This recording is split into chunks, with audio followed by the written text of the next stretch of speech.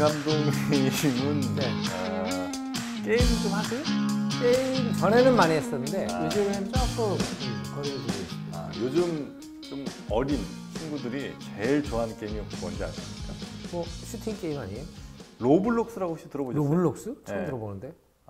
마인크래프트, 많이 못 들어봤어요. 아니 제페토. 못 들어봤어요. 역시 늙은이십니다. 네.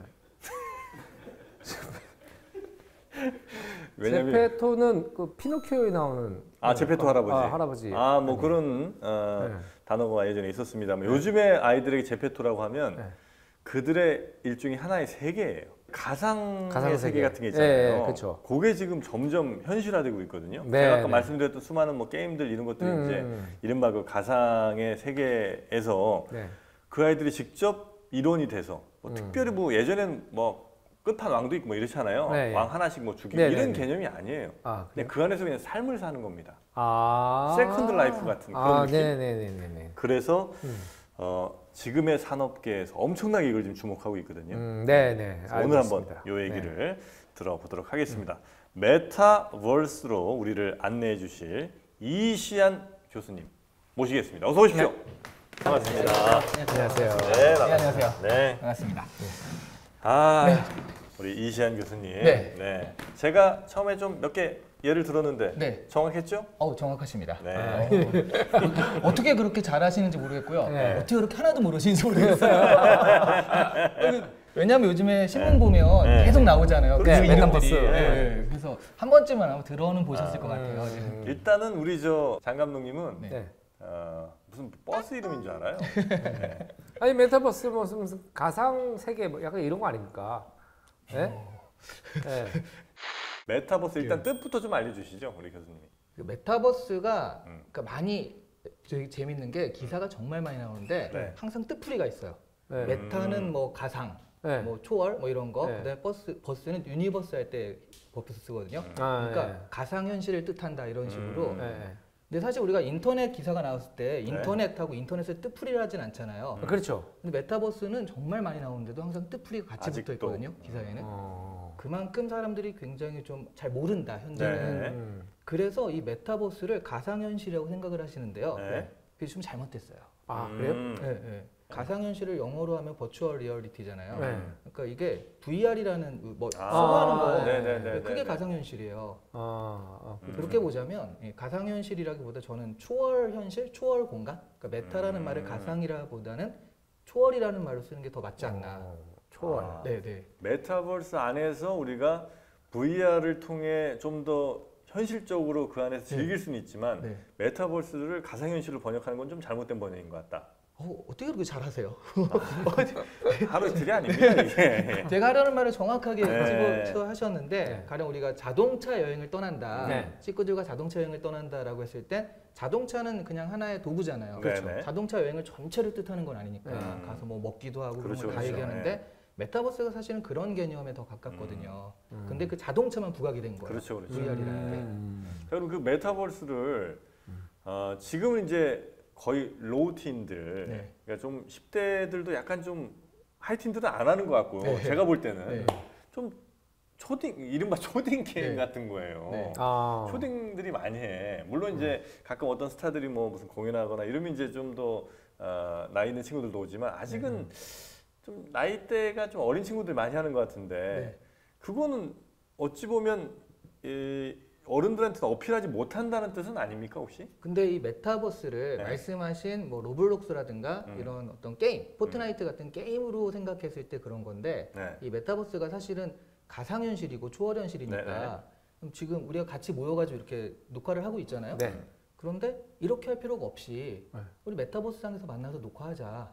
그래서 아. 장항준 감독님의 네. 어떤 아바타가 나오고 네. 조영 씨 아바타가 나와가지고 그 아바타끼리 녹화를 해가지고 그게 또 이렇게 그 녹화가 되는 거예요. 그러면 현실에서의 어떤 일을 대체할 수가 있거든요. 그런 네, 것들이. 네, 네. 그러니까 실제로 해서 협업 툴 같은 게더타운이라든가 이런 것들이 네. 코로나 시대에 재택근무 툴로 굉장히 많이 쓰였어요. 그러니까 이런 것들을 메타버스라고 했을 때 네. 말씀하신 게 게임이라는 것들만 생각하면 그런데 이것들의 어떤 적용태는 무궁무진하다라고 하는 건데 다만 그런 것들이 아직 광범위하게 퍼지진 않은 거죠. 게임으로 먼저 시작은 그럼 했으면 지금 산업적으로는 게임 정도에 머물러 있고 네. 또 다른 확장성은 어떤 게 있어요? 이렇게 생각하시면 될 것 네. 같아요. 2007년에 처음 스마트폰 이런 게 스마트폰이다라고 네. 스티브 잡스가 발표했을 때 네. 뭐 저런 게 있나 보다라고 했고 2009년 될 때까지 스마트폰이 그렇게 많이 팔리진 않았어요. 2009년 때 팔렸는데 그때 팔린 계기가요. 앵그리버드라는 게임. 예. 네. 그 게임 하려고 사람들이 샀거든요. 그래요. 네, 이게 스마트폰을 뭐 많이 안 쓰니까 그래서 그냥 샀는데 게임기도 된대더라. 폰인데 그래가지고 한 2년 사이에 앵그리버드가 빵 터지면서 2009년도에 스마트폰이 본격적으로 보급이 됐어요. 게임이 또 이렇게 확 그 하나의 퍼져나가는데 기폭제가 될 수 있듯이 그렇죠. 게임이 지금 눈에 주목을 많이 띄고 있기 때문에 네네. 메타버스의 그 대표 이렇게 네. 된 거지. 사실은 앞으로 확 뻗어나갈 확장태는 엄청나더라고 사람들이 생각을 하는 거죠. 구체적으로 어떤 걸 예측을 하세요? 일단 네. 일단 감이 영 안 오시나 봐. 우리 형님은. 아니 그러니까 이게 뭐 확장성 그러니까 게임 외에 지금 아까 좀 전에 뭐 녹화 이런 부분도 말씀하셨는데 너무 많아요. 장항준 감독님 맞춤형으로 말씀드리자면 예. 영화도 이걸로 찍을 수 있어요. 아바타가 사실 우리 아바타 생각하면 옛날에 사이월드식의 되게 귀엽고 막 이런 만화 같은 것만 생각하잖아요. 근데 요즘에 기술들이 너무 발전해서 가상인간 요즘 나오잖아요. 레아라든가 뭐 이런 사람들 그런 사람들을 개인들이 다 만드는 게 아니라 그런 툴을 제공해줘요. 업체들이 제공해줘가지고 개인들도 조금만 코딩을 하면 그걸 만들 수가 있어요. 그럼 내 몸에 모션 인식해갖고 내 움직임을 그대로 따라할 수 있게도 할 수 있고. 그럴 수도 있고. 근데 그게 굉장히 사람 비슷하게 만들 수도 있는데 그런 것들을 실제로 그러면 이 가상 공간 안에서 구현하고 만든다고 생각해 보시면 영화 배우들 뭐 이렇게 스케줄 맞추기도 어렵고 뭐 연기하라고 해도 말 잘 안 듣고 막 그런 거 있잖아요. 그런 것들이 정말 내 맞춤형으로 연기가 되고 그럼 그 사람들이 볼까 생각하시겠는데 지금 제페토 드라마라는 게 아이들 사이에서 유행하고 있습니다. 제페토 드라마가 있어요? 네. 제페토는 사실은 그렇게 아주 세부적으로 사람을 구현하진 못하거든요. 근데 그냥 아바타가 있는데 좀 귀여운 아바타예요. 근데 몇 가지 동작들을 할 수가 있어요. 뭐 인사에 그런 뭐 이런 식으로 지정된 동작이 있거든요. 그런 것들을 캡처해가지고 사진에 합성을 해가지고 그런 것들을 성우처럼 입혀요. 그래서 스토리를 만드는 거죠. 뭐 제페토 드라마 뭐 합니다. 웹 드라마처럼 합니다. 뭐 배역 모집해요라고 해서 서로 배역 모집해가지고 공개하고 만들고 있거든요. 야, 애들이 빠르네 확실히. 뭐 아이돌 학교에 가다 이런 식의 소재를 가지고 하는데 그런 친구들이 결국 스토리를 짤 수 있는 거잖아요. 이런 친구들한테 도구를 쥐어주면 사람을 움직일 수 있게 도구를 쥐어준다면 저는 이거는 충분히 영화도 가능할 그럴 수 있겠네요. 근데 약간 걱정되는 거는 그래도 스마트폰 시대는 우리가 여기에 많이 몰두하긴 하지만 나의 아이덴티티를 헷갈릴 정도는 아니잖아요. 근데 이런 메타버스 시대가 되면 그 안에 있는 내가 진짜 내가 되는 경우들이 발생할 것 같아. 발생을 합니다. 근데 그게 문제가 아닌 거예요. 여기서 그럴까요? 굉장히 중요한 개념이 있는데 아이들한테 야, 너 이렇게 게임만 하고 자빠졌어 하고 부모가 이제 잔소리를 한다. 그러면 게임만 하는 게 뭐가 문제냐를 생각해 보면요. 얘가 현실 감각이 없고 그렇죠.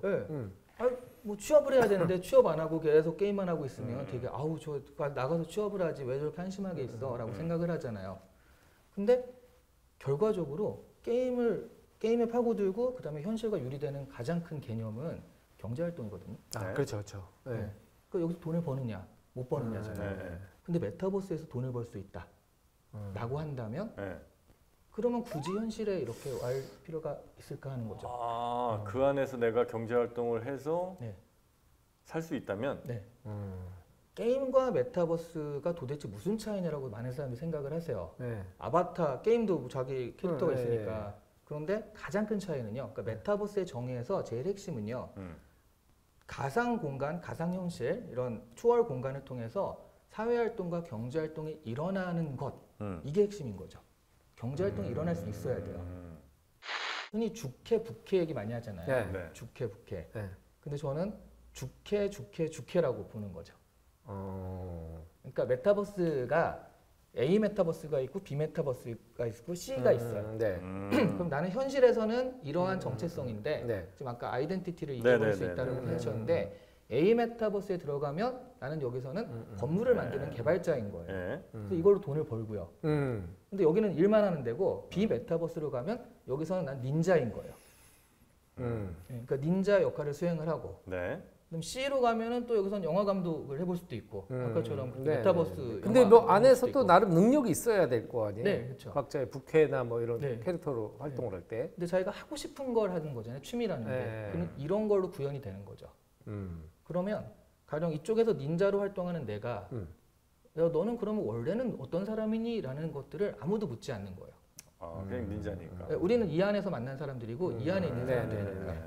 그러니까 현실과 가상이 분리되는 게 아니라 현실처럼 정체성. 그럼에도 불구하고 직업이라는 건 있을 거 아니에요.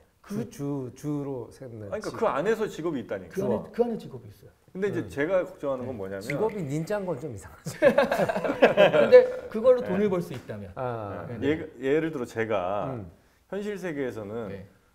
나는 아무리 해도 뭐 재벌 청소 안 되고 네. 아무리 해도 연예인 안 되잖아요. 네. 근데 메타버스 안에서는 내가 추구하는 무엇이든 될 수 있잖아요. 네. 내가 굳이 여기서까지 무슨 공사 현장에서 벽돌을 나르지 않아도 되고 네. 그러면 괴리가 그만큼 커질 거 아니에요. 그러니까 네. 내가 현실 세계에서 있을 때는 아침마다 그 몸을 이끌고 나가야 되는 그 아르바이트하고 이제 이런 현실들을 이제 나는 계속해서 매일 마주할 텐데 네. 이 현실과 나의 현재 처한 상황이 이제 정확하게 뭐 일치 혹은 뭐 이제 비슷하게 가는데 메타버스에서는 그럴 필요가 없잖아요.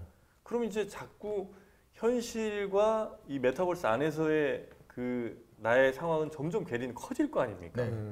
여기서 오는 어떤 좀 정신적인 문제나 이런 거 혹시 네. 있지 않을까? 그게 말씀하신 게 게임이라고 생각했을 때 그런 거고요. 아, 그런가요? 그렇죠. 그러니까 비루한 현실이 네. 개선되지 않을 것이다. 여기서 네가 아무리 뭘 해봤자.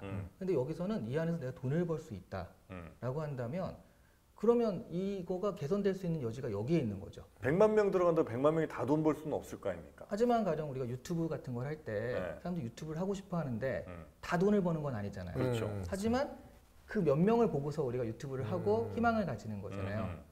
그러니까 이런 거요. 가령 메타버스 같은 경우도 네. 뭐 이렇게까지 얘기하면 그렇지만 많은 사람들이 현실에서는 이 빈익빈 부익부 구조를 깰 수가 없는 그런 현실이 돼버렸잖아요. 네. 네. 그걸 그렇죠. 깰 수 있는 게 메타버스라고 생각을 할 수 있는 거죠. 예를 들어서 로블록스 아까 말씀하셨는데 로블록스는 주로 구조가 초등학교 저학년 애들이요. 거기 안에서 게임을 즐겨요. 네. 로블록스의 핵심이 뭐냐면 자기가 직접 게임을 만들 수가 있어요. 그러니까 로블록스 안이라는 그런 플랫폼에 들어가면 거기서 스튜디오를 줘요. 네. 그럼 스스로 스튜디오를 이렇게 조작해가지고 자기가 게임 자체를 만들 수가 있고요. 그럼 자기가 그 게임 방을 만든 거예요. 그럼 누군가 여기서 입장하려면 나한테 돈을 줘야 되는 거예요. 아니면 입장은 공짜로 시켜주는데 뭘 살려면 네, 이 게임을 잘하려면 그러니까 그 아이템 게임을 필요해요. 만든다는 게 게임 프로그램 자체를 만들 수 있다는 거예요. 그 안에 그렇죠. 들어가서. 그렇죠. 그러니까 예전에는 우리가 쇼핑몰 만들려면 내가 막 어마어마하게 연구를 해갖고 이 쇼핑몰을 만들어야 되잖아요. 그림 하나하나 다 만들어서. 근데 요즘 쇼핑몰 만들 때는 그냥 내가 제품 사진만 있으면 다 만들어진 툴이 있어요. 그렇지. 그 뚝뚝뚝 툴에 갖다 들어가지. 붙이면 돼. 이 로블록스도 약간 그렇게 만들어놨죠. 네. 그래서 그래서 아이들이 초등학교 저학년 때는 게임을 즐기고 돈 내면서 즐기고 중학생 때는 그걸 배워요. 만들어요. 배우고 오, 야. 고등학생 때 출시를 해요. 그래가지고 얼마를 버냐면 거기서 알렉스 발판지라는 친구가 사실 제일 유명한데 네. 그 제일브레이크라는 게임이 있거든요. 네. 3, 4년 전에 만들어졌는데 이 친구가 월에 3억을 벌어요. 월에 3억. 와. 더 중요한 건 그 친구 직업이 지금 뭔지 아세요? 뭔데요? 대학생입니다. 와. 고등학교 3학년 때 만들어가지고 발표했어요. 그럼 그 친구는 다른 현실에서 직업이 크게 필요 없겠는데요? 네. 이 안에서 충분히. 그게 직업이. 네. 그러니까 이게 직업이네. 그래서 말씀하신 이게 역전 가능성 얼마든지 있고요. 그리고 2020년 4분기 기준으로 로블록스가 개발자들한테 3천에서 4천억 원 정도를 줬어요. 전 세계 한 130만 명 정도 개발자가 있어요. 그러니까 발판즈 같은 경우에 이제 그 중에 대표적인 애고 그만큼 많은 친구들이 있는데 3천에서 4천억 정도를 줬는데 3개월, 한 분기니까. 그래서 작년 기준으로 1인당 평균 1,100만 원 정도를 받아가요. 근데 얘네들이